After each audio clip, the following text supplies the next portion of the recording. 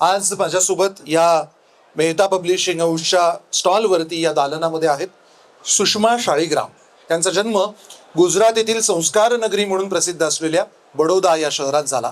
त्यांचं शालेय शिक्षण आणि महाविद्यालयीन शिक्षण बडोद्यातच झालं आणि महाराजा सयाजीराव विद्यापीठातून त्यांनी मानसशास्त्र विषयात BA ही प्रथम वर्गात पदवी संपादित केली.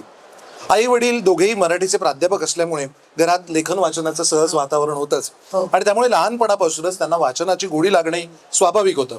आणि मग हळूहळू या वाचनाच्या गोडीचं रूपांतर लेखनातही झालं आणि प्रमुख मराठी दैनिकांमधून त्यांनी लिहायला सुरुवात केली.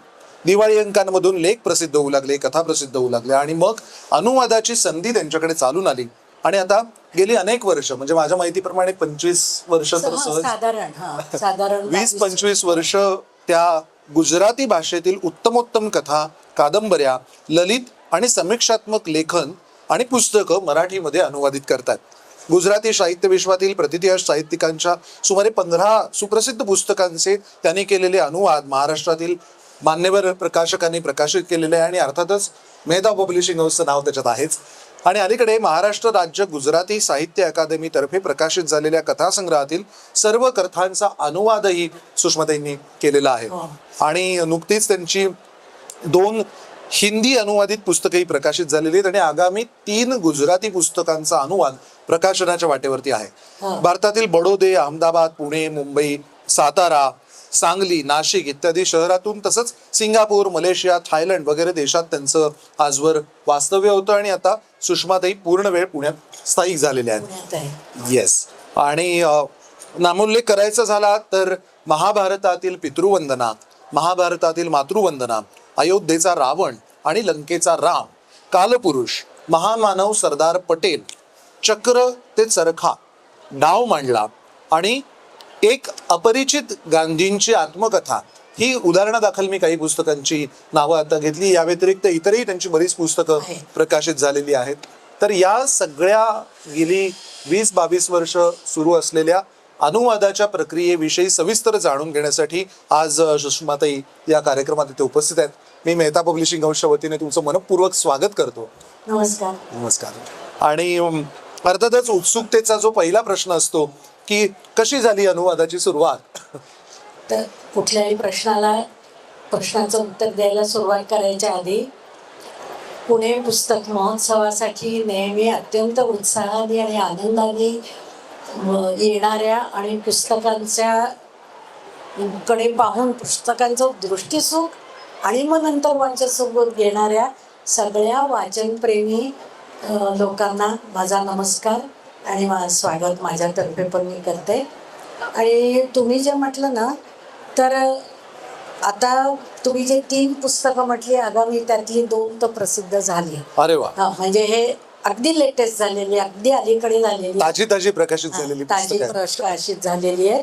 आणि हिंदी पुस्तकं सुरुवातीला झाली होती. ॲक्च्युली मुळात झालं असं की पहिलं पुस्तक माझं जे प्रकाशित झालं अनुवादाचं ते 1994 साली झालं होतं. इतकं जुनं ते. आम्ही मुंबईला होतो आणि त्याच्यानंतर आम्ही थायलंडला जाणार होतो आणि तिथे गेल्यानंतर मग तो खंड पडला.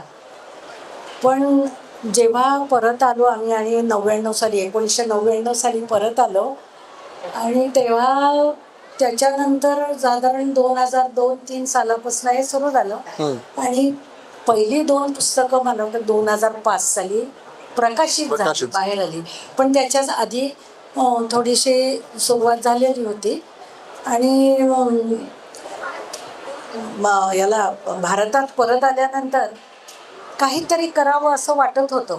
म्हणजे पहिलं जे 94 साली झालं एकदा अनुवाद, ते सुद्धा असंच योगायोगाने मला लेखकांनी म्हटलं तुम्ही कराल का, केलं, ते प्रसिद्ध झालं. मग असं वाटलं की काहीतरी करावं, काय करावं असा विचार चालला होता.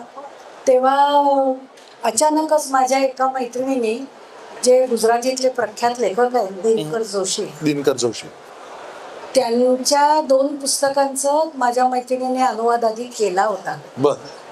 ते प्रकाशाची सावली म्हणून जे प्रसिद्ध झालं होतं पुस्तक त्यांचं. आणि मग त्याच्यानंतर काही कारणाने तिने अनुवाद करणं थांबवलं.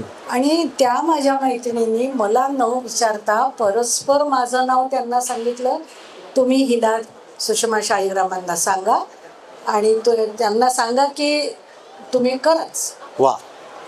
तर असं दिनकर जोशींनी मला एक दिवस फोन केला. हा. तर म्हणे त्यांचं नाव तर मी अर्थात ऐकलं होतं, 2 पुस्तकं त्यांची आधीची वाचली पण होती. तर मला कळेना का त्यांनी फोन केला असेल. तर त्या म्हणे असं असं तुमच्या मैत्रिणीने मला सांगितलंय आणि तुम्ही माझ्या पुस्तकांचा अनुवाद करा. तोपर्यंत मी गुजरातीचा अनुवाद केला नव्हता. पहिलं जे पुस्तक होतं 94 ते हिंदीतून केलं. हिंदीतून मराठीत केलं. हां. तर मी बडोद्याची, मला गुजराती बोलता येतं, समजतं, संभाषण अगदी करता येतं, न हे करता, अडखळत नाही. अडखळता वगैरे, कारण मी जन्मलोच तिथे ना. बरोबर. रोजची भाषा होती तिथे. आणि ती संस्कृती पण परिचित आहे. नाही, संस्कृती तेच तिथेच जन्मले, वाढले, शिकलो. जवळजवळ माझी पहिली 25 वर्ष गुजरातमध्येच गेली. त्यामुळे गुजराती लोकांशी, गुजराती समाजाशी खूप ओळख होती.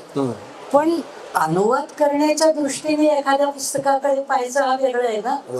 तर मी थोडीशी म्हणजे असं म्हटलं मला कसं जमेल. तर नाही म्हणे तुम्हाला जमेल, तुम्हाला पुस्तक पाठवतो, तुम्ही ते पुस्तक एकदा वाचा आणि तुम्हाला जमेल. म्हटलं ठीक आहे, मग पाठवा पुस्तक.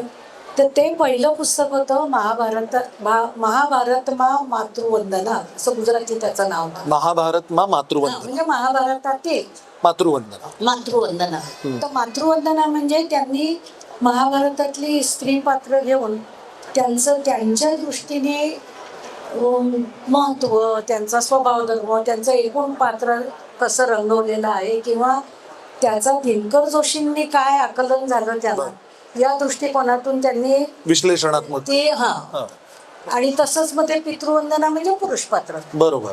तर ते जेव्हा मी वाचलं तेव्हा म्हटलं हे तर सोपं आहे, कारण दिनकर जोशींची शैली, कथन शैली अगदी सोपी आहे. अच्छा. अगदी सोपी आहे, उलट खूप साधी आहे. खूपच साधी आहे. तर मग वाचलं, म्हटलं हे तर आपल्याला माहिती आहे, आपण करू. पण मग मला असा प्रश्न पडला की हे तर सगळ्यांनाच माहिती आहे, मराठी लोकांना, हे कोण वाचेल, कशाला करायचं आपण. पण ते म्हणजे नाही तुम्ही करा. मग तेव्हा सुनीलबाई होते, त्यांनी म्हटलं हो आम्ही छापू. शेवटी आम्ही करायला घेतलं ते. आणि मग करता करता माझ्या असं लक्षात आलं की आमच्या पिढीतल्या किंवा फार तर आमच्या एक पिढी पुढे त्यांना हे माहिती आहे, पण तरुण वर्गाला सगळी पात्र जी आहेत, म्हणजे सत्यवतीपासून सुरू करून, सत्यवती, गंगा, कुंती याच्यापासून सुरू करून ते काय चित्रांगदा, उलुपी, मग उत्तरा इथपर्यंत त्यांनी सगळ्यांचाच मागोवा घेतलेला आहे. आणि नुसती कथा नाही, ते कथन जरी असलं ना तरी त्याच्यामध्ये विवेक आहे. अच्छा. विश्लेषणात्मक आहे, पण विश्लेषणात्मक असलं तरी ते रसाळ आहे. त्यामुळे त्या लोकांचा वाचत जातो. एखादी गोष्ट वाचावी तसं. आणि त्या दोन्ही पुस्तकांचं वैशिष्ट्य असं की त्याच्यात अनेक उपकथानक जी महाभारतात आहे त्यांचा सगळ्यांचा संदर्भ दिलेला आहे, जी आम्हाला पण नव्हती माहिती. म्हणजे अनेक तऱ्हेची उपकथानक, आणि मग ते त्यांचं महत्व काय, त्या महाभारताच्या गोष्टीमध्ये त्या उपकथानकांचं महत्व काय, असं करत करत तो सगळ्या दोन्ही पुस्तकं तशीच आहे आणि सुरेख लिहिली आहेत त्यांनी. आणि त्याला मग वाचकांचा प्रतिसाद खूप चांगला आहे. अगदी नाही, मिळणारच. म्हणजे तुम्ही आता उल्लेख केलात ना की आमच्या पिढीला या गोष्टी माहिती होत्या, पुढच्या पिढीला तितकंच माहिती असेल नसेल. मी तुम्हाला खरं सांगतो सुषमाताई, पुढची पिढी म्हणजे आमची पिढी. आणि आम्हाला महाभारत माहिती आहे ते दूरदर्शनवरून आम्ही जे बघितलं, म्हणजे इकडून बाण येतो, तिकडून बाण येतो आणि स्फोट झाल्यानंतर आवाज होतो, एवढंच. आणि किंवा त्याच्या पलीकडे जाऊन सुबोध गोष्टींमध्ये ज्या कथा वाचलेल्या आहेत, मुख्य कथाभाग, तो कथाभाग सगळ्यांना जरी माहित असला ना तरी त्यांचं काय महत्व. बरोबर. त्यांनी तर इथपर्यंत म्हटलंय की महाभारतातल्या या ज्या मातृवंदना म्हणजे या सगळ्या माता आहेत ज्या सत्यवती पासून सुरू झालेल्या, म्हणजे त्यांचा माता हा रोल, ही जी भूमिका आहे ना त्याला त्यांनी प्राधान्य दिलं. आणि मग त्यांनी पुढे जाऊन असंही म्हटलंय जोशींनी की महाभारताच्या नायिकाच आहेत या माता. कोणी एकुलती एक अशी नायिका नाही. कोणाला वाटेल की अर्जुन आहे का, कोणी आपण साधारण म्हणतो कृष्ण आहे, हो. पण त्यांचं म्हणणं असं की नाही, या मातांना सुद्धा नायक म्हटलं पाहिजे किंवा नायिका म्हटल्या पाहिजे महाभारताच्या. पण चांगलं लोकांना आवडलं ते, तेवढं महत्व. आवडलं म्हणजे तुम्ही दोन्ही पुस्तकं आवडली. अगदीच साठी अजूनही आवडतायत लोक, ती हा. आवर्जून वाचतायत, हो, असा आवडते. प्रतिसाद मिळतो. जास्त आवडते. हो. गुजराती साहित्यातले प्रसिद्ध लेखक आता तुम्ही ज्यांचा उल्लेख केला, दिनकर जोशी आणि ध्रुव भट यांची पण जवळजवळ सगळी पुस्तकं तुम्ही गुजरातीतून मराठीत आणलेली आहेत त्यांची बऱ्यापैकी. सगळी मी नाही केली. हा. अर्धी अंजनी नरवणेंनी हो. आधी केली होती हो, आणि मी 4-5 केली आहे. 4-5 केली आहेत. आणि एक आत्ता नुकतंच आलंय हो. आपलं महिदा पब्लिशिंग हाऊस कडनं ऑगस्ट मध्येच प्रसिद्ध प्रकाशित झालं, झालंय. डाव मांडाला हो. नावाचं. हो. पण दिनकर जोशींची सुद्धा नंतर बरीच एकूण मी त्यांची मला वाटतं 7-8 पुस्तकं केली केली. आणि ध्रुव भट्टांची 4 केली बरोबर. आणि मग इतरही काही लेखकांची 2-3 केली. आता तुम्ही बोलताना असं म्हणालात भाषेच्या बाबतीत की वाचताना आपल्याला ही गोष्ट सोपी वाटते, सुघड शैली असते, रसाळ शैली असते, आणि असं वाटू शकतं वाचताना, कारण आपण मूळ मातृभाषा आपली मराठी असल्यामुळे किंवा मराठी माणसं असल्यामुळे गुजरातीतून जेव्हा तुम्ही वाचत असाल त्यावेळेला आपोआपच ते मनामध्ये अनुवादित तर होतच असणार ती गोष्ट, थोड्याफार प्रमाणात आकलन करण्याच्या दृष्टीने. पण मग प्रत्यक्ष जेव्हा कागदावरती अनुवाद उतरवायची वेळ येते त्यावेळेला काय आव्हानं आली किंवा काय अनुभव आले? आता आव्हानं आणि अनुभव दोन्ही आले. हा. पहिली गोष्ट म्हणजे सुरुवात जी झाली या महाभारतातल्या 2 पुस्तकांपासून, नंतर मग पुढचं त्यांचं पुस्तक जे होतं हा. 3रं, जे मेहता पब्लिशिंग हाऊसनी केलं, हा. त्याचं नाव होतं अयोध्येचा रावण आणि लंकेचा लंकेचा राम. राम. हो. आता ते हे शीर्षकच हो ना. आपल्याला चकित करणार आहे आणि ज्वलंतही आहे शीर्षक. करणार आहे. हो. आणि थोडस असं कसं असं. हो. असं वाटणार आहे. तर मी त्याच्या प्रस्तावनेत लिहिलंय की केवळ शब्द चमत्कृती असं नाही आहे ते. हा. तर ते तसं का आहे याची फोड करणार ते, पण त्यांनी कादंबरी हा आकृतीबंध घेतलाय. बर. म्हणजे हे पुस्तक रामायण आहे, त्याच्यात काही रावण नायक दाखवलाय किंवा कोणीच खलनायक कोणीच नाही नायक, असं त्यांनी अतिशय, आपण ज्याला म्हणतो ना रॅशनल इंग्लिशमध्ये हो. म्हणतात तसं, हो. त्या दृष्टीने त्यांनी स्वतःला काय वाची, स्वतःचं एक आकलन काय आहे त्याच्याबद्दलचं ते कादंबरी रूपाने मांडलंय आणि अतिशय सुंदर आहे. आता तुम्ही आव्हान म्हटलं तर आपल्याकडे या विषयावर रामायण महाभारत या विषयावर पुष्कळ मोठी मोठी पुस्तकं झाली, प्रसिद्ध झाली, अतिशय लोकप्रिय झाली. इरावतीबाईंनी लिहिले आहे, दुर्गाताईंनी लिहिलं आहे भागवतांनी. त्यामुळे मराठी वाचकांना जर या विषयाचा परिचय आहे आणि तो एवढ्या मोठ्या स्तरावरनं, चांगल्या स्तरावरनं आहे, तरी सुद्धा ही पुस्तकं वाचकांना प्रिय झाली म्हणजे हे त्या लेखकाचं यश आहे. की त्यांनी ज्या पद्धतीने तोच कथा विषय किंवा तोच विषय जो मांडला तो वेगळ्या दृष्टिकोनातून मांडला, वेगळ्या दिशेने त्याच्याकडे पाहिलं, त्यामुळे ती पुस्तकं प्रसिद्ध झाली. आणि ध्रुव भट तर आता हे दिनकर जोशी आहेत ना, त्यांची खूप पुस्तक आहेत. त्यांचा रामायण महाभारत, भारतीय संस्कृती, गांधीजी, मग गौतम बुद्ध, अशा सगळ्यांचा खूप सखोल अभ्यास आहे. पुराण आणि संस्कृतीचा त्यांचा खूप विस्तृत सखोल अभ्यास आहे आणि त्या दृष्टीने त्यांनी अनेक पुस्तकं लिहिली आहेत. त्याचबरोबर त्यांनी सामाजिक विषयावर लिहिली आहे, कथाही पुष्कळ लिहिल्या आहेत आणि विवेचनात्मक पण लिहिलंय, निबंधात्मक पण लिहिले. असं त्यांच्या सगळं विषय वैविध्य आणि मांडणीचं वैविध्य पण आहे. त्यांनी जवळपास 100-125 पुस्तकं लिहिली आहेत. ध्रुव भट्ट हे वेगळ्या धाटणीचे कवी आहेत, कवी पण आहेत. हो, त्यांचे 2 काव्यसंग्रह पण आहेत. हो. तर त्यांची ते कमी पुस्तकं लिहितात, पण अतिशय वेगळी शैली ध्रुव भट्टांची. म्हणजे दिनकर जोशी एका बाजूला ते पण लोकप्रिय आहेत, दुसऱ्या बाजूला ध्रुव भट्ट ते पण लोकप्रिय आहेत, साहित्य अकादमी दिल्लीचे त्यांना पुरस्कार प्राप्त आहेत.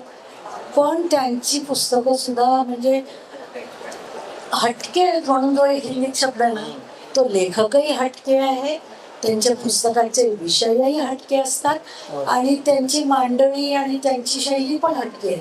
आणि मी म्हणजे आधी सगळी जोशींची केली, मग सगळी भट्टांची केली, असं नाही झालं. हा, जशी येत गेली माझ्याकडे समोर जसं येत आणि गेलं. माझ्या सुदैवाने लेखकच मला देत गेले आणि मेटा पब्लिशिंग हाऊस हो म्हणत गेले. Correct. त्यामुळे या 3 गोष्टींचा जुळून संगम आल्या. झाला. हो. आणि कधी हे तर कधी ते, असं करता कधी ही कथन शैली सोपी तर कधी ही वेगळी, पण अतिशय अतिशय त्यांची स्वतःची अशी शैली आहे. मला तुम्ही म्हणालात वाचावी अशी हो शैली आहे. हो, तुम्ही म्हणाले ध्रुव भट्टांची शैली वेगळी आहे, विषयांचं वैविध्य आहे असं तुम्ही म्हणालात. अगदी. तर वानगी दाखल 1-2 विषय त्यांच्या पुस्तकांचे सांगेन ना, सांगितलं तर. प्रत्येक पुस्तकाचा विषय त्यांचा वेगळा होता. तर मी केलं एक पहिलं जे पुस्तक, हो. त्याचं नाव होतं अतरापी आणि त्यांचं अतरापी. अटके म्हणजे त्यांची पुस्तकांची शीर्षक पण इतकी वेगळी असतात की आपल्याला वाटतं की हे काय शब्दच काय जुन्या गुजरातीतले, हा. काही की संस्कृत प्रचूर प्रचूर. असे शब्द असतात. तर तत्वमसी नावाचं त्यांचं पहिलं जे पुस्तक होतं त्याला साहित्य अकादमीचा पुरस्कार पुरस्कार. मिळाला. त्यांच्यावर गुजरातीमध्ये चित्रपट निघाला. बर. पण ते खूप प्रसिद्ध झालं, खूपच प्रसिद्ध झालं. ते मी वाचलं होतं. मग जेव्हा त्यांच्याकडनं मला ते अतरापी पुस्तक आलं तर मी ध्रुव भट्टांचं करायला मिळतंय आपल्याला, याच्यातूनच मी म्हटलं आपण करूया. त्याचा विषय असा आहे आणि अतिशय वेगळा की त्याच कुत्र्याचं पिल्लू हे नायक आहे. हो. म्हणजे असं की एक श्वान म्हणता येते, त्याला हो. कुत्रा नाही म्हणत आहे. हो. तर 2 पिल्लं एका वेळी जन्माला आली. हो. म्हणजे रूपकात्मक मांडलंय. हो. हो. तर 2 पिल्लं एका वेळी जन्माला आली. एकाला नेहमीच तो ट्रेनर ठेवला शिकवणारा, मग तो हो. म्हटलं की उठवायचा. उठायचं, हो. मग चेंडू टाकला आणला, तसा होता. दुसरा होता तो मनस्वी होता. बर. त्याला काही हे पटत नव्हतं. हा. त्यामुळे तो आपल्या मनाप्रमाणे कसा जगला. आणि हा जो त्याचा जुळा भाव म्हणजे भाऊ होता, त्याला फार वाटायचं की अरे हा फुकट गेलाय, हा उन्हाळ आहे, हा काय. म्हणजे त्याच्यातून त्या उपकातून त्यांनी सांगायचं हे असं होतं की ठराविक चौकटीच्या मर्यादेमध्ये ठोकून घ्यायला स्वतःला प्रयत्न करू नका. स्वतःचं जे आहे स्वत्व ते जपा आणि तुम्हाला जे पाहिजे ते करा. बरोबर. तुम्हाला ज्या पद्धतीने जगायचं त्या पद्धतीने जगा. हो. आणि तसं प्रत्येकाला आपला स्वाभाविक स्वभाव ज्याला म्हणतो ना, स्वभाव त्या दृष्टीने जगायचा प्रयत्न करा, असा संदेश त्यांनी त्या पुस्तकात दिला. वा. त्याच्यानंतर त्यांचं कर्णलोक नावाचं जे एक पुस्तक हो. आहे, कर्णलोक. कर्णलोक.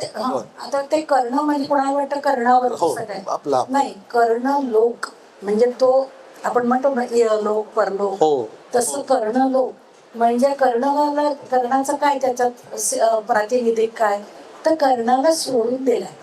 ज्यांना आई वडिलांनी सोडून दिलाय, हो. आपण सर्वसाधारण भाषेत त्याला पोरका म्हणतो, हो. पण ते हो. त्याला पोरका नाही म्हणत. बर.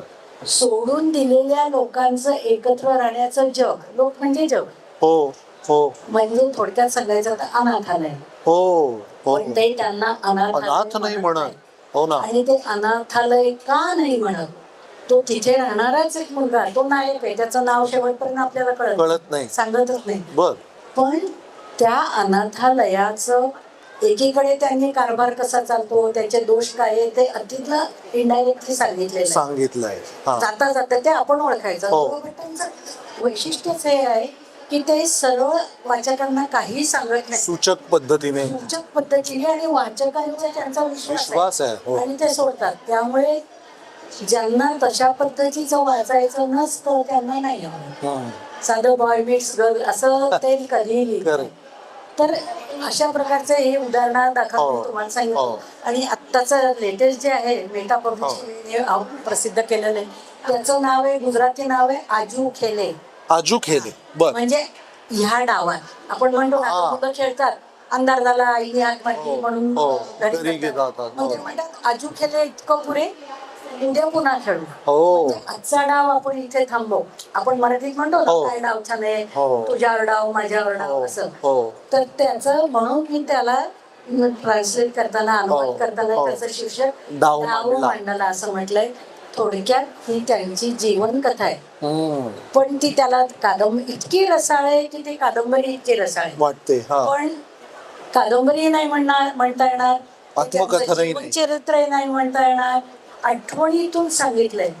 एका वाक्यात सांगायचं तर ध्रुव भट्टांमधला माणूस आणि ध्रुव भट्टांमधला लेखक हम्म. कसा घडत गेला त्यांचा हा सगळा प्रवास आहे. वा असं ते त्याचं वैशिष्ट्य आहे. अत्यंत सरळ सोपी कथन शैली आहे, वा. पण आतला विचार आपल्याला विचार करायला लागेल असं आहे. वा. मला तुम्ही आता ध्रुव भट्टांच्या साहित्याची वैविध्यता सांगत असताना त्यांच्या विषयाचा जसा उल्लेख केलात आणि पहिल्या कादंबरीबद्दल पहिल्या त्यांच्या पुस्तकाबद्दल म्हणजे मी केलेलं हा, पहिलं. तुम्ही केलेलं जी ती अत्तरापी हा. अत्तरापी.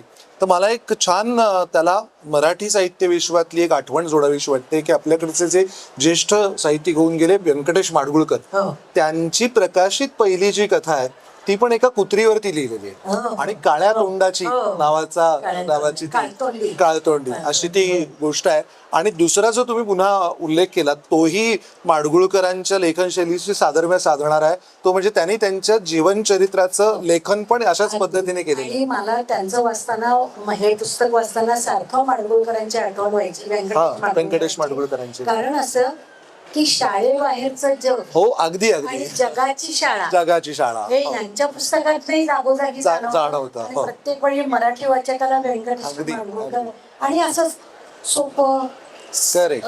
यांचं पुस्तकाचं वैशिष्ट्य म्हणजे प्रत्येक पुस्तकाचा विषय वेगळा वेगळा पण सगळ्याचा एक आपण ज्याला गणितात कॉमन फॅक्टर हो, म्हणतो हो. तसा म्हणजे ते असं मराठी लोकांना गुजरात म्हटलं की काय आठवेल, अहमदाबाद, बडोदा, हो. सुरत, राजकोट अशी मोठी शहर. त्यांचे मोठ्या शहरात राहत नाही Correct. त्यांची पात्र बरोबर छोट्या गावात ग्रामीण भागात आणि पण ग्रामीण म्हणजे असं ग्रामीण नाही आपल्याला माहित नसेल. आता मला थोडासा गुजराती अनुभव. समाजाचा अनुभव असल्यामुळे पण त्यांनी जे गुजराती समाज दाखवलाय ना परत हा, जाता जाता हा. म्हणतो ना आपण तसं त्यांनी कुठेही मला आता हे तुम्हाला सांगायचंय आणि हे तुम्ही बघा असं कुठेही सांगितलं नाही पण आपल्याला कळतं. बरोबर. त्यांच्या सगळ्याच पुस्तकातला जर कॉमन फॅक्टर काढला ना तर वा निरागसपणा जो एकेकाळी आपल्याही खेड्यामध्ये बरोबर. जपला जात होता बरोबर. आणि सगळं काही आपलं माझं तुझं पडकं असं हो, नाही. हो. संपूर्ण गाव म्हणजे एक हो आणि कोणाची अडचण आली तरी कोणी कोणाकडे राहत सहज मदत करायचं सगळ्यांची दारं उघडी असायची. हे सगळं त्यांच्या पुस्तकात आले. वा.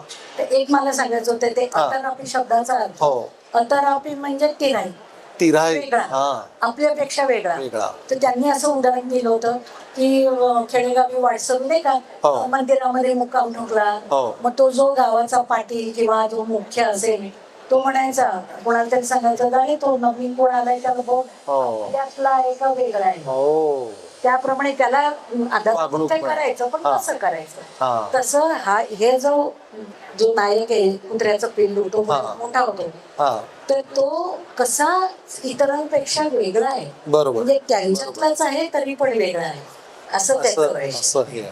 हे मला योगायोगाने आठवलं म्हणजे आणि हे आठवण्यामागचं अजून एक कारण म्हणजे जसं तुम्ही म्हणाल तसं ध्रुव भट्टांचं साहित्य पण मराठीतून मेहता पब्लिशिंग हाऊसने प्रकाशित केलेलं आहेच आणि तसं माडगुळकरांचं समग्र साहित्य हो. व्यंकटेश माडगुळकरांचं जवळजवळ सगळं साहित्य आपण मेहता पब्लिशिंग हाऊसनेच प्रकाशित केलेलं आहे. तर मला हा एक आमच्या लहानपणी शाळकरी याच्यापासून वाचत आला हो पण मला एक तो समान धागा सापडला म्हणून त्याचा उल्लेख करावा असा वाटला आणि असे अनेक समान धागे आपल्याला बोलता बोलता नक्की सापडतील.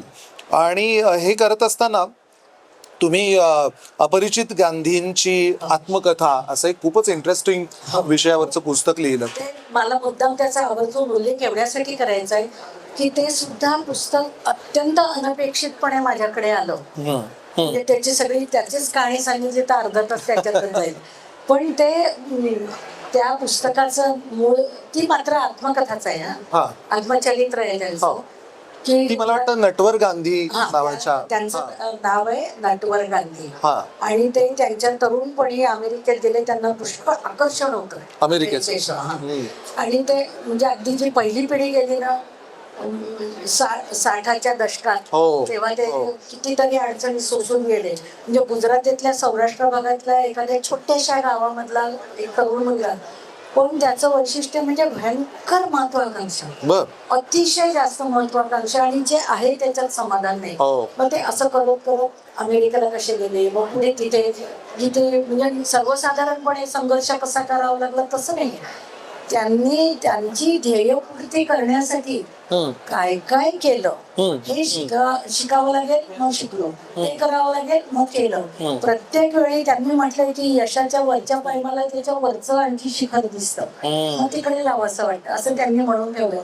असं करता करता ते वॉशिंग्टन DC म्हणजे अमेरिकेचा एक भाग, राजधानीचं ठिकाण. तर त्याचे ते चीफ फायनान्शियल ऑफिसर CFO म्हणजे आपल्या भारताच्या अर्थमंत्र्याच्या तोडीचं दर्जाचं पद किंवा त्याच्यापेक्षा थोडं जास्त ते जे काय असेल ते कसे झाले, त्याच्यात त्यांना काय काय अडचणी आल्या, 7 वर्ष ते कसे टिकले आणि मग त्यांना कसं म्हणत होते आणखी राहा पण ते निवृत्त झाले. ती सगळी कहाणी आहे. आणि जाता जाता त्यांना गुजराती साहित्याची ते स्वतः कविता पण करतात. गुजराती समाज मन, अमेरिका समाज, अमेरिकन लोकांचं मन, या सगळ्याचं त्यांना झालेलं दर्शन त्यांनी आपल्याला घडवलंय त्यांच्या प्रवासातून.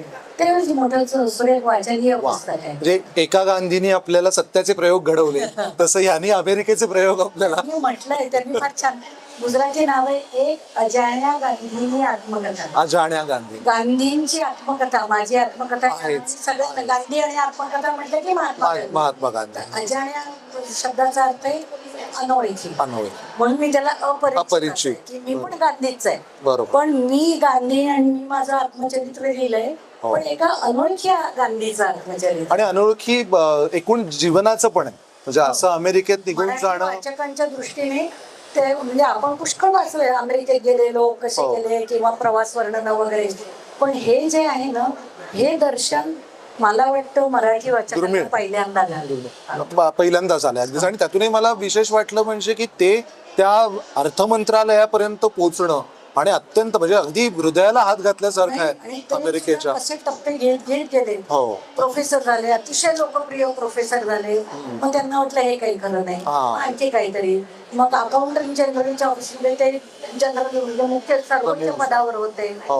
मग तिथून त्यांना मागून घेतलं लोकांनी. मग ते वाचण्यासारखं आहे पुस्तक. अगदी म्हणजे ही सगळीच आता ज्या पुस्तकांचा उल्लेख आपल्या सुषमाताईंच्या बोलण्यामधून येतोय, यातली जी मेहता पब्लिशिंग हाऊसने प्रकाशित केलेली पुस्तकं आहेत ती आपल्या स्टॉलवर उपलब्ध आहेत. आपली माडीवाले कॉलनीमध्ये आपली गॅलरी आहे, मेहता बुक गॅलरी आहे, तिथेही ती सगळी पुस्तकं उपलब्ध आहेत. आणि मला आवर्जून माझ्या पुण्याच्या महाराष्ट्राबाहेरच्या वाचकांना सांगायचं आहे की ही सगळी पुस्तकं आपल्या वेबसाईटवरती सुद्धा उपलब्ध आहेत. तर तिथूनही तुम्ही ऑर्डर पाठवून बुक करून पुस्तकं विकत घेऊ शकता. आणि एका वेगळ्याच दुनियेचा म्हणजे जसं म्हणाले की गुजरातमधल्या जी आपल्याला माहिती असतात ती प्रमुख शहरं असतील, मोठी ठिकाणं असतील, तेवढंच नाही तर त्याच्या पलीकडची छोटी छोटी खेडी आहेत, छोट्या दुर्मिळ भाग आहेत, त्याही भावविश्वाचा, त्याही जीवन विश्वाचा आणि अमेरिकेपर्यंत पोहोचलेल्या एका गांधींचा प्रवास सुद्धा आपल्याला या निमित्तानं वाचायला मिळणार आहे. तर दुसऱ्या त्यांच्या अनुवादित पुस्तकातून महाभारतातली, रामायणातली, पुराण काळातली जी व्यक्तिमत्व होऊन गेली त्यांचा एक मनोविश्लेषणात्मक प्रवास सुद्धा वाचायला मिळणार. आणखी एक सांगते, शंकर जोशींच्या पुस्तकांचं त्यांचा जो मी म्हटलं ना सगळ्याच भारतीय संस्कृती, रामायण, महाभारत आणि श्रीकृष्ण भागवत सगळ्याचा ऑथेंटिक म्हणजे त्यांनी मूळ वाचलंय. बरोबर. तिकडचं नाही, मूळ पुस्तक व्यासांचं, वाल्मिकींचं वाचून मूळ मूळ महाभारत जे भांडारकर इन्स्टिट्यूट त्यांनी म्हटलंय की ती कॉपी मी ग्राह्य धरली. बरोबर. तर त्याच्यामध्ये त्यांनी एक चक्रथे चरखा म्हणून गुजरातीमध्ये त्याचं नाव आहे चक्रथी चरखा सुधी, म्हणजे चक्रापासून चरख्यापर्यंत. आता चक्र हे श्रीकृष्णाचं प्रतीक आहे. चक्र चरखा हे गांधींचं प्रतीक आहे. आणि दिनकर जोशी स्वतः गुजराती असून सुद्धा त्यांनी शक्य तेवढ्या बुद्धिवादी आणि तटस्थ दृष्टिकोनातून त्या पुस्तकामध्ये त्यांनी गांधी आणि कृष्ण यांची तुलना केली. आता तो आपल्याला पहिल्यांदा की गांधी आणि कृष्ण काय तुलना, दोघांमध्ये सामने त्यांनी असं म्हटलंय की दोघंही समष्टीसाठी जगले, समाजासाठी त्यांनी आपलं जे आयुष्य अर्पण केलं. आणि त्यांनी प्रत्येक प्रसंग आणि हे घेऊन स्वतः गुजराती असून सुद्धा लोकांचा रोष पत्करून सुद्धा त्यांना जे वाटलं ते लिहिलंय. आणि त्यांनी प्रत्येक ठिकाणी म्हटलंय की गांधींनी कसोटीच्या क्षणी स्वतःचा विचार केला, कृष्णाने सगळ्या तऱ्हेचे दोष स्वतःवर घेतले. काय श्रीमंतपणाची चोरीचं काय घेतलं असेल का गोधाचं काय घेतलं असेल सगळे ते त्याला जो थापा मारले असतील काय असत्याचा अवलंब केला असेल, हो. पण ते सगळं त्याच्या मागे अतिशय मोठा उद्देश होता की समष्टीसाठी करायचंय, समाजासाठी करायचंय. हे त्यांनी प्रत्येक याच्यातून ते थोडस समीक्षात्मक पुस्तक आहे पण तरी रसाळ आहे, हा. तरी वाचावं असं वाटतं. आणि ते करताना मात्र मला खूप काळजी घ्यावी लागली, कारण अनुवादामध्ये काय होतं, चून चालणार. दिसला नाही पाहिजे. बरोबर. आणि जर आपल्याला चांगला अनुवाद करायचा असेल तर आपल्याला आधी ते काय पुस्तक आहे ते कळलं. बरोबर बरोबर. मग ते पुस्तक कळलं की हळूहळू लेखक कळत जातो, लेखकाचा स्वभाव धर्म कळत शैली जातो. कळते. आता माझ्या सुदैवाने मी एकाच लेखकाची 4-5-6 पुस्तकं केली. हो. हळूहळू मला ते लेखकही उलगडत गेले आणि त्यामुळे जास्त ते चांगलं वाटत रंजक गेलं. होत गेला असेल. मला अगदी त्याच पुढच्या मुद्द्यात यायचं होतं पुन्हा एकदा की हे सगळे वेगवेगळे विषय, त्याचे वेगवेगळे आशय, व्यक्तिरेखा वेगवेगळ्या, त्यांचा गाभा वेगवेगळा, हो. हे सगळं करत असताना तुम्ही जसं म्हणालात तसं की आज या भूमिकेतून म्हणजे आज ही भूमिका उद्या ती भूमिका असंच एका अर्थी परत काय प्रवेश असतो म्हणजे दुसऱ्या भाषेतला आपल्या भाषेत आणायचं. हे सगळं करत असताना तुमची मनोअवस्था कशी असायची, भावना विचार यांचं काय कसा कल्लोळ सुरू असायचा? मनोवस्था म्हणजे अगदी सुरुवातीला तर आपल्यावर मुख्य म्हणजे जबाबदारीची भावना बरोबर. फार होती.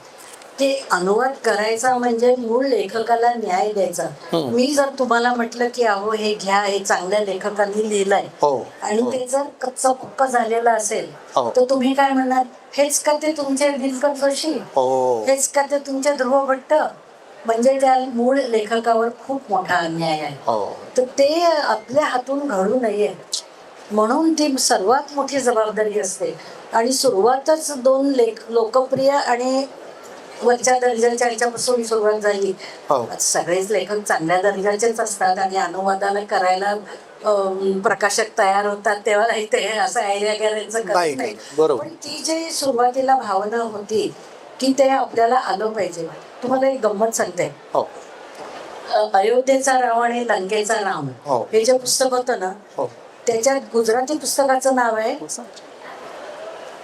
अयोध्यानो रावण, म्हणजे अयोध्येचा रावण, हा. आणि लंकाना राम म्हणजे लंकेचे राम.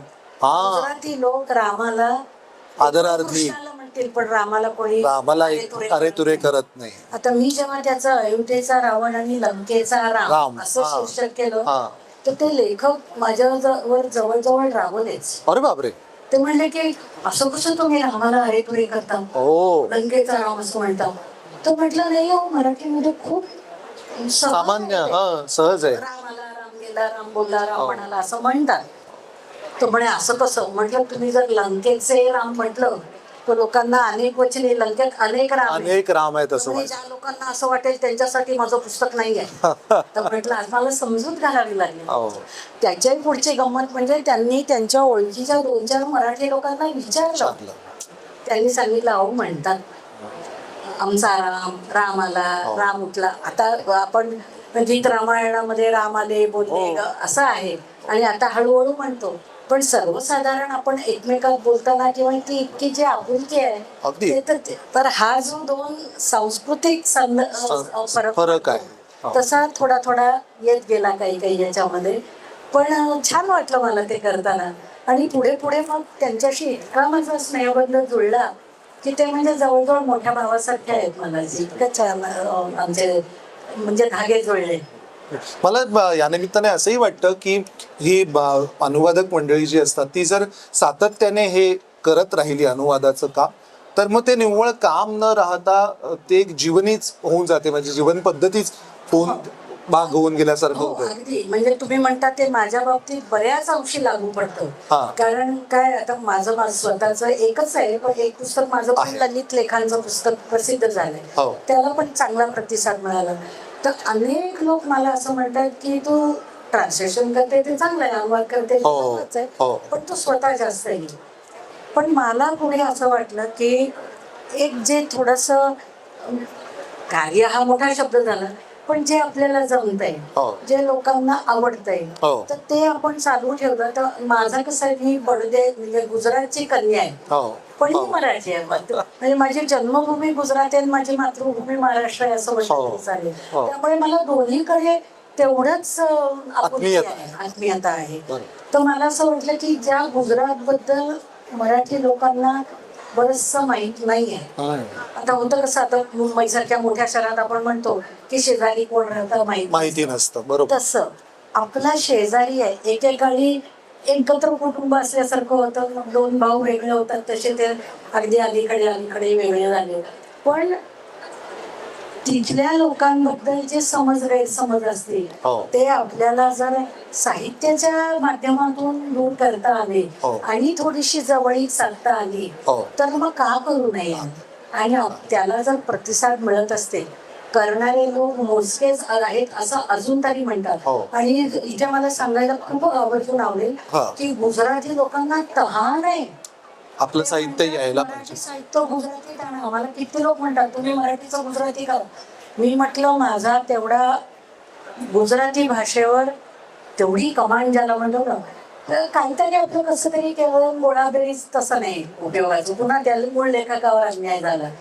तर हे जर माझ्या हातून थोडंसं होत असेल हो. आणि लोकांना, कारण मला अगदी सुरुवातीला विचारलं तुम्ही करता गुजरातीतलं ते ठीक आहे, पण असतं का हो गुजराती साहित्य तेवढं चांगलं की त्याचा अनुवाद करून आणावं. म्हणजे किती काही समज आवू शकतात. आपल्या सर्वसामान्य लोकांना वाटतं गुजराती लोक पैसे कमवण्याच्या मागे, आणि त्या मराठी लोकांना पैसे कमवता येत नाही, गुजराती लोक पैशाच्या फक्त मागे. पैशाच्या मागे. तसं नसतं. म्हणजे आपल्याकडे तर अगदी असं म्हणजे काय थोडस असं ग्राम्य भाषेत म्हणायचं झालं तर फाफडा जलेबी आणि हां. एवढाच आणि फक्त ते ढोकळा. काय होतं, ठराविक गोष्टीला त्या त्या कारणांनी त्या स्वार्थापुरता तो संदर्भ दिला जातो. बरोबर.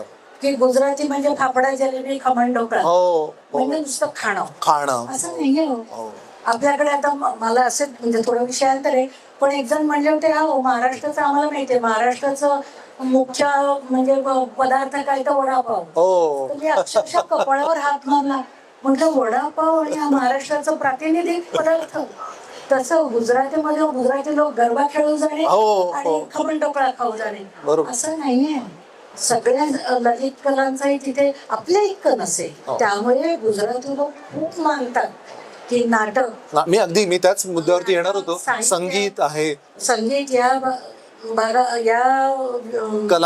कलांमध्ये, या विषयांमध्ये मराठी समाज आणि मराठी सगळ्याचा दर्जा खूप हो. मोठा आहे हे ते उघडपणे मान्य करतात.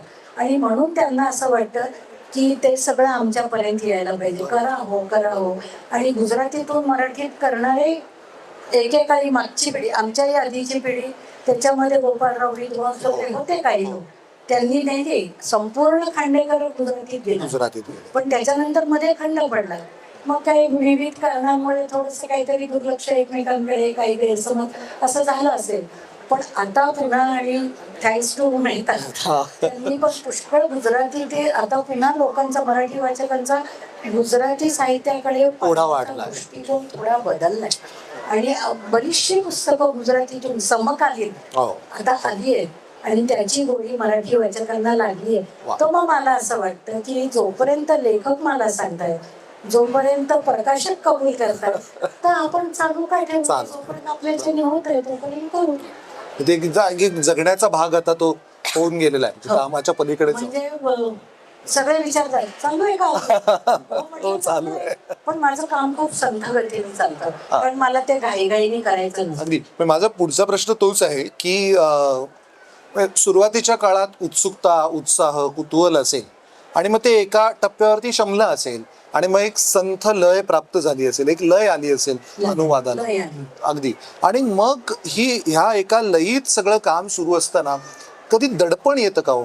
कधी भीती वाटते का की हे या दिवसात पूर्ण करून द्यायचं आणि असं पटकन आता व्हायला पाहिजे पूर्ण? सुदैवाने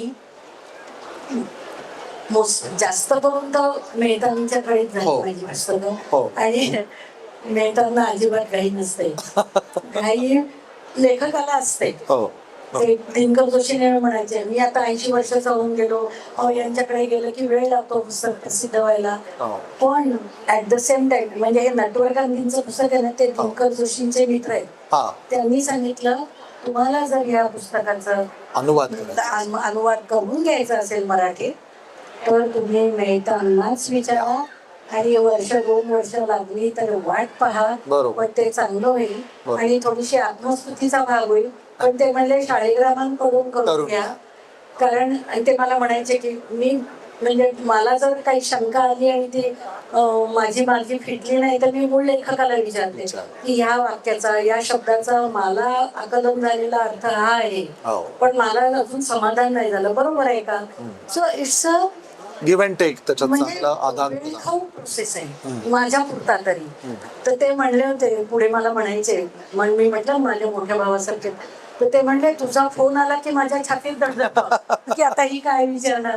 आणि 1-2 वेळा असंही झालं की मी म्हटलं की त्या पुस्तकामध्ये ना असा शब्द आहे, त्या एका पुस्तकात त्यांनी पितामही म्हणजे म्हणजे दादी ज्याला आजी, इंग्लिशमध्ये वडिलांची आई, वडिलांची आई म्हणजे आपण त्याला दोन्हीला आजी म्हणतो, आजी. पण त्यातली पितामही आणि मातामही आहे हा, इकडे. तो म्हटलं हे ना खरं म्हणजे मातामही मातामही असायला असायला. पाहिजे, ते पितामही कसं आहे. हो. मग त्यांनी म्हणजे हो तुझं बरोबर आहे. मग ते तो धागा पकडून ते म्हणायचे तुझा फोन आला की ते आता हिने काहीतरी माझं चूक काढली असणार. पण तरी ते म्हणले या गांधींना की तुम्ही त्यांच्याकडनं करून घ्या आणि मेहतांकडून पब्लिशर होत असेल तर प्रयत्न करा, वाईट पाहावी लागली तरी. अगदी, म्हणजे मला तुम्ही आता जो बोलता बोलता उल्लेख केलात की मेहतांना घाई नसते किंवा मेहतांकडे वाट पाहायला लागू शकते, तर तिथलं मला एक वैशिष्ट्य या आमच्या मेहता पब्लिशिंग हाऊसचं आवर्जून सांगावं असं वाटतं की जी एक इथे पद्धत घालून गेलेली आहे किंवा इथे एक मेहता पब्लिशिंग हाऊसची जी एक परंपरा आहे ती म्हणजे पुस्तक बाजारात आणायचं असेल तर ते अत्यंत सुनियोजित पद्धतीने मार्केटमध्ये, आणि मार्केटमध्ये म्हणजे फक्त पुणे मुंबई मार्केटमध्ये नाही तर ते सर्व भागामध्ये कसं पोहोचेल त्याचं एक उत्तम व्यवस्थापकीय नियोजन केलेलं असतं. म्हणजे याचा आम्हाला सुद्धा आणि अतिशय काय म्हणू सरळ काही असं त्याला झिकझिक नाही, हो, हे नाही, आडपडदा नसतो. कुठच्याही तऱ्हेचं आपल्याला काही डोक्याला ताण त्रास नाही. नसतो. फक्त आपण आपलं काम उत्तम तऱ्हेने बरोबर. करायचं, बरोबर. त्यांना एकदा सोपवून द्यायचं, लेक सासरी गेली की कृष्णाने नांदो, हो. असं म्हणायचं. म्हणजे गुजराती असू दे, कन्नड असू दे, इंग्रजी असू दे, ह्या सगळ्या मुली मेहतांकडे येतात आणि अत्यंत सुखाने हो राहतात. हो. आणि त्याचं मी तुम्हाला एक सांगते, आता तुम्ही म्हटलं ना महाराष्ट्रभर जातं किंवा हो. सगळीकडे जातं. हो. मला एकदा या रावण आणि हो. रामायणाच्या पुस्तकाबद्दल मला एकदा पुष्कळांचे मला फोन येतात, हो. पत्र येतात. हो. तर मला धुळ्याहून एकांचं पत्र आलं बर.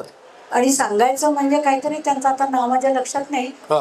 पण ते अहमद असं काहीतरी नाव होतं, म्हणजे ते वेगळ्या धर्माचे होते. हो. पण ते हो. महाराष्ट्रात राहून स्थायिक होऊन ते म्हणले मी बस कंडक्टर आहे बर. आणि मला हे तुमचं पुस्तक फार आवडलं. वा. तो म्हटलं तुम्हाला केव्हा वेळ मिळतो? नाही म्हणे मिळतो ना, आपल्याला वाचायचं असेल तर आपण वेळ काढतो. वा. म्हणजे धुळ्याचा बस कंडक्टरचं काम करणारा एक अमराठी हिंदू माणूस पण जो भारतीय आहे, हो. तो वाचतोय, तो महाराष्ट्राचाच होऊन गेलेला आहे, तर त्यांनी एवढं आवर्जून हे करून मला पत्र लिहिण्याचे कष्ट घेऊन, म्हणजे कसं एखादं चांगलं पुस्तक कितपर्यंत पोचावं यासाठी लेखक, अनुवादक, प्रकाशक सगळेच कसे सहभागी असतात, बरोबर. त्याचं उदाहरण आहे. अगदी अगदी. आणि आहेच आमची मेहता पब्लिशिंग हाऊसची खासियत आहेच की वेगवेगळ्या भागात वेगवेगळ्या ठिकाणी प्रदर्शन लावून वेगवेगळ्या प्रकारच्या सवलती जाहीर करून, हे आता आपण जसा हा अनुभव घेतोय की या पुणे पुस्तक महोत्सवामध्ये आपण हा 9 दिवसांचा 25 साहित्यिक उपक्रमांचा कार्यक्रम आयोजित केले. असे कार्यक्रम आयोजित करून असं मूळ उद्देश हाच असतो की उत्तम दर्जेदार निवडलेलं साहित्य इतर भाषांमधलं असेल, भारतीय भाषांमधलं असेल, मराठी भाषांमधलं असेल, ते वाचकांपर्यंत पोहोचवणं हाच तर खरा उद्देश आहे. आणि ते मला असं नक्की अभिमानाने आणि आनंदाने सांगावं असं वाटतं की ते मेहता पब्लिशिंग हाऊस गेली 50 वर्ष उत्तमरित्या करत आहे. अगदी. मला सुद्धा कोणीतरी विचारतं काय करते सध्या, म्हणजे एक 10 कोणी ज्यांना जेव्हा कळतं ते विचारतात ना, हो. काही नाही असं असं काय नाही काम चालू असतं. मग ज्यांना माहिती आहे ते मग अशी म्हटलं तसं चालू आहे का अजून असं विचारतात. आणि मग विचारतात हो का पुस्तक, मग ज्यांना नक्की माहिती आता केव्हा येत आहे पुस्तक असंही विचारणारे लोक असतात. मग कोणी म्हणतात हो का, मग कोण छापताय, मग मेहता पब्लिशिंग हाऊस असं म्हटलं की अरे वा, अरे वा, असा नकळत उद्गार त्यांच्या तोंडून निघतं. आम्हालाही बरं वाटतं. नाही, आम्हाला तर खूप आनंद आणि आमचा हा सन्मान वाटतो की असे अनेक उत्तम अनेक मातब्बर लेखक तुमच्या अनुवादकांमुळेच आमच्यापर्यंत ते येतात. मूळ मौलिक सुद्धा पुस्तकं आहेतच ना. अगदी अगदी. मला असं एक विचारायचं आहे, म्हणजे हे काही असं डावं उजवं करण्यासारखं नाही आहे खरं तर, पण विशेष कुठल्या आशय मूल्य असलेली किंवा कुठल्या शैलीतली पुस्तकं तुम्हाला अनुवादित करायला आवडतात विशेष करून?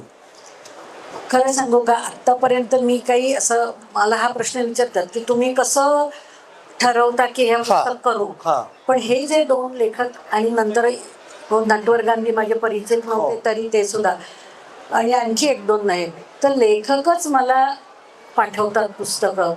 आणि ते पुस्तक काहीतरी वेगळं असतं आणि असं वाटतं की हे मराठी वाचकांनी वाचायला पाहिजे. अशीच पुस्तकं माझ्याकडे आलेली असल्यामुळे अमुक एकच आशय, पण आशयच पाहायचा तर काहीतरी त्या वाचकाच्या हाती लागलं पाहिजे. आपण काय वाचतोय आणि ते कशासाठी वाचतोय आणि वाचल्यानंतर आपल्याला काय मिळालं, या प्रश्नांची उत्तरं त्या वाचकाला मिळाली पाहिजे समाधानकारक. तर अशी पण माझ्या सुदैवाने तशीच पुस्तकं माझ्याकडे येत गेली. ते एक म्हणजे माझं भाग्यच म्हणेन मी, आणि त्याला सगळ्याला प्रतिसाद चांगला मिळाला. हे प्रतिसादावरून मला वाचकांना पण सांगायला आवडेल, तुम्हालाही सांगायला आवडेल की आपल्या अयोध्येचा रावण आणि लंकेचा राम या पुस्तकाच्या आतापर्यंत 4 आवृत्त्या निघाल्या झालेल्या. आणि 5वी पण लवकरच निघेल. अच्छा.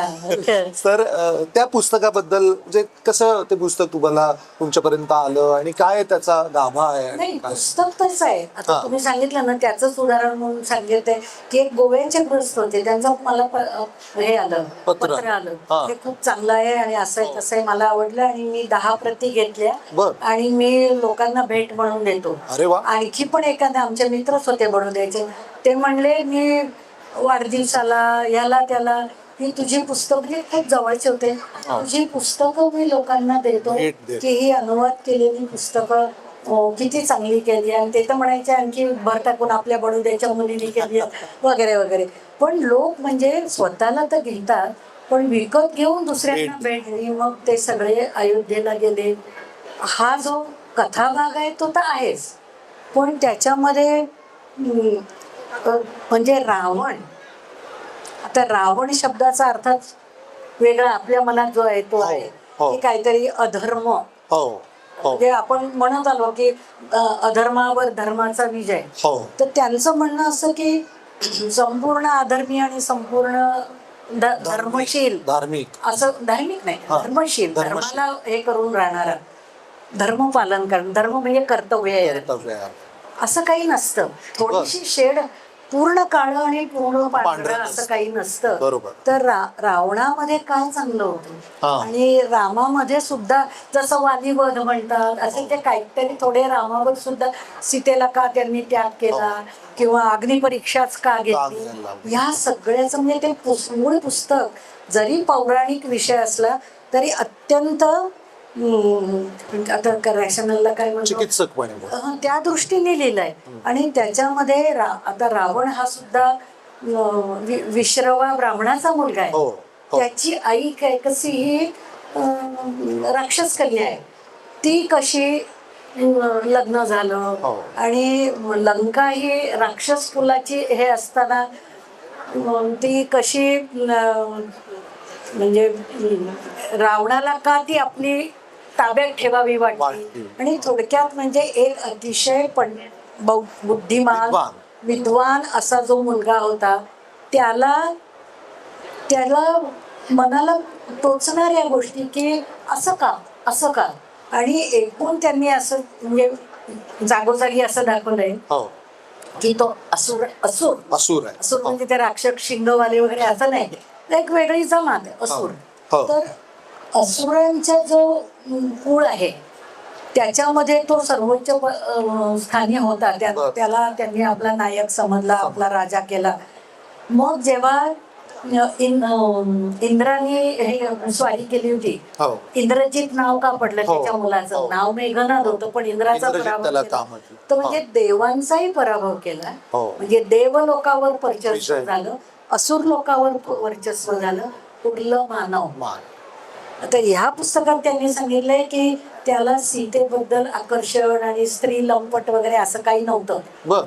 त्याला फक्त दाखवायचं होतं की मी आता मानवाचा तुमचा आदर्श कोणी रामनं त्याला पराभूत करतो. म्हणजे ह्या सगळ्या जे समाज म्हणू आपण वेगवेगळ्या समाजांमध्ये, आणि का तर तुम्ही मला मानत नाही, मला तुमची इक्वल दर्जा देत नाही, तर मी आता तुमच्यावर प्रभुत्व मिळवलं. त्रैलोक्यावरती हा, विजय. आणि मग हळूहळू त्यांनी म्हणजे त्याचा हेतू कसा बदलत बदलत गेला हा. आणि ते प्रभुत्व मिळवण्यासाठी आणि रामाचा पराजय करण्यासाठी त्यांनी काय काय उपाय केले, काय काय मार्ग अवलंब घेतला, ते त्याच्यातलं कार्यपणा. पण तो विद्वान होता, अतिशय सत्य मानणारा होता आणि ज्ञानी होता. त्या पुस्तकाची सुरुवातच अशी आहे की मरणोन्मुख रावण पडलाय त्या धारातीर्थी हो. आणि राम म्हणतो लक्ष्मणाला तो अत्यंत ज्ञानी आहे, हो. त्याच्याबरोबर ते ज्ञान लयाला जाऊ जाऊ देऊ नये. तू जा तिथे आणि ते सगळं ज्ञान त्याच्याकडे त्याचा शिष्य हो, असं ते सुरुवात आहे पुस्तकाची. आणि मग एक दशानन अतिशय विद्वान, अतिशय महत्वाकांक्षी, आणि तो रावण कसा झाला आणि का झाला, मग ते शूर्पणखा का गेली, असं बरंच त्याच्यामध्ये वेगळ्या दृष्टिकोनातून पाहिलेलं आहे. म्हणून तो कथा तीच आहे, कादंबरी फॉर्म असं मध्ये असल्यामुळे ती आवडते लोकांना, पण एक वेगळा दृष्टिकोन मांडला आहे. आणि तो सुद्धा ज्याला आपण इंग्लिशमध्ये कन्व्हिन्सिंग म्हणतो ना, की वाचताना पटतो. मग तुम्ही त्याच्यावर विचार काय करा, काही असो, पण म्हणून ते लोकांना एक वेगळ्या दृष्टिकोनाने मांडलेली रामकथा किंवा राम रावण कथा असं म्हणून आहे, म्हणून ते लोकांना खूप आवडलंय.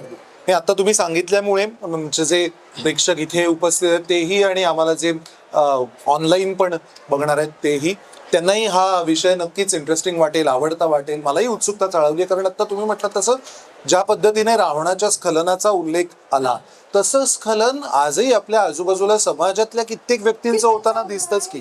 त्या अर्थाने सुद्धा एका अर्थी ही समकालीन कादंबरी सुद्धा, समकालीन कथा सुद्धा होऊ शकते असं.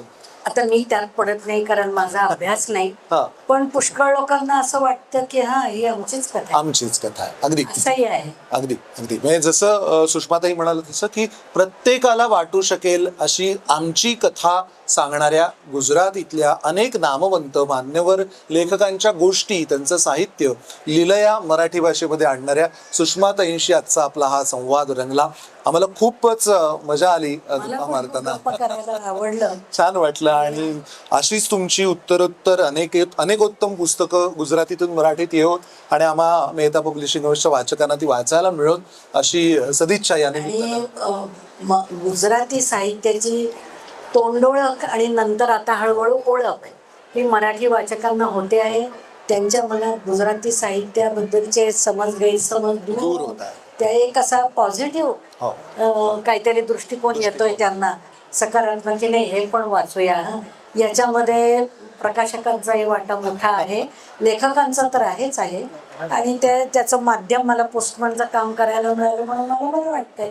त्यामुळे मी पण म्हणेन की आपल्या मनातले काही समजा गैरसमज, पूर्वग्रह असतील तर ते बाजूला ठेवून अनुवादित साहित्य सुद्धा वाचनीय असतं असं लोकांनी बघावं. आतापर्यंत आपल्याला अनुवाद म्हणजे फक्त इंग्लिश बेस्ट सेलर असतात ते मराठीत आणायचे, जे इंग्लिश वाचू शकत नाही ते.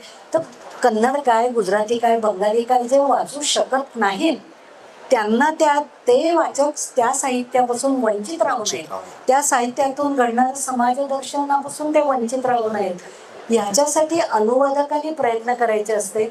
आणि ते म्हणून मी हा सोडत नाहीये, मी करते, जमेल तसं करते, जसं वाचकांना आवडलं. पुष्कळ चांगले अनुवादक आहेत, मला जेवढं जमलं तेवढं मी केलं. म्हणजे अगदी मला तुम्ही आता म्हणालात त्याच्यावरून एकच समारोपाचं विधान असं करावं असं वाटतं की बऱ्याच जणांचा असा समज असतो की अनुवाद ही साहित्यिक रसास्वादासाठी असलेली सोय असेल कदाचित, पण तसं नसून अनुवाद ही साहित्यिक समृद्धीसाठी असलेली व्यवस्था आहे असं मला म्हणावं असं वाटतं.